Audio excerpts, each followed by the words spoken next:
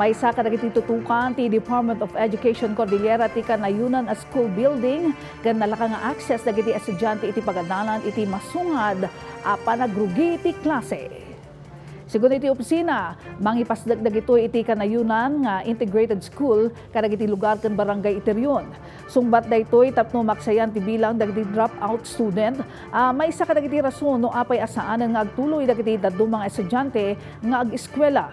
Inaklon ti ahensya nga dayo garudan dagiti daduma pagadalan sanpay a kumpleto ti grade level ken awan ti senior high school. Iti kaudyan a datos na surok 3,000 a dropout student pinalista manipod elementary aging senior high school.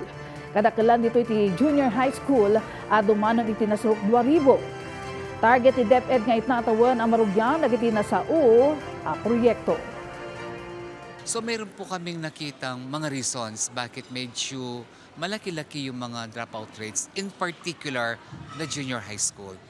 And so nakita ho namin doon is distance ang sinasabi po na it is a question of access. So nung makita ko po yun, my initial reaction and would-be project is we will make all schools accessible to our learners.